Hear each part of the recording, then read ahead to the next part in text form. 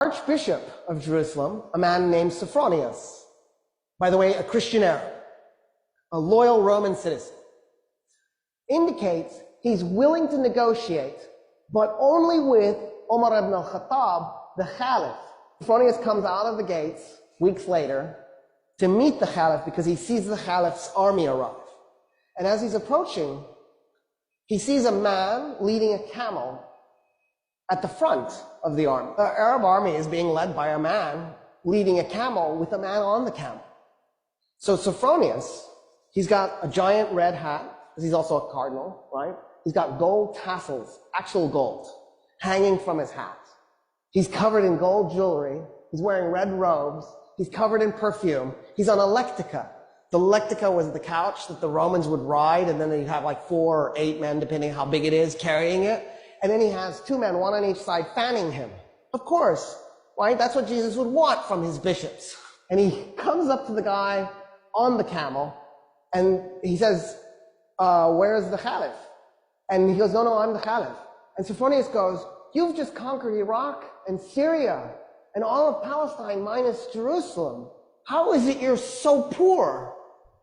And the Caliph goes, well, why would I collect wealth? We're not doing this war because I'm trying to plunder anything. I'm a humble man with humble needs. I just need good meal. And then Sophronius goes, why aren't you riding the camel? And Omar goes, that's my servant on the camel, and we take turns so that neither one of us gets exhausted. At this point, Sophronius is like, oh, what? Who just conquered us? And so Sophronius gets off the lectica because he's shamed off of the thing. And he says, okay, I want to talk to you about our surrendering the city to you. Umar ibn al-Khattab says, why don't we do this? All Roman politicians leave Jerusalem, and you can take anything you can carry. So you can take gold, as long as you can carry. And Sophronius goes, okay, that's reasonable. That's actually more than reasonable. I just assumed you'd enslave them and take their gold. I don't see how anybody would be mad about that. And then what else? And the Caliph goes, oh no, I was thinking that's it. We don't do anything else. And Sophronius goes, wait a minute, I am really confused.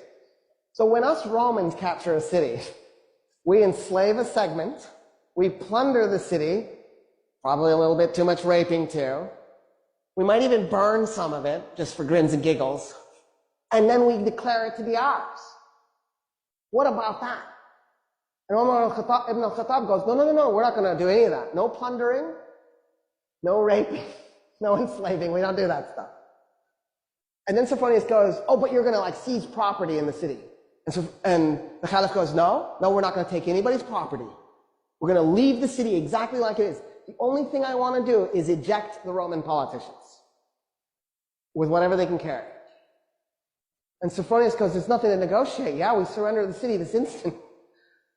I don't understand, actually. He says, you've given us such amazing surrender terms, and because I feel such kinship with your religion, will you do me an honor? Will you come to my church and pray in your Muslim way next to me as I pray in my Christian way? And Umar ibn al-Khattab goes, never. And Sophronius goes, why? He goes, I'm the Caliph. The first place I pray in Jerusalem is going to become a mosque. The Muslims will take it, and they will create a place of worship for Muslims, and you will lose it. And I don't want you to lose your church. And Sophronius goes, okay. What if we find an empty piece of Jerusalem and we just pray there? And Umar ibn al-Khattab goes, yes, I accept.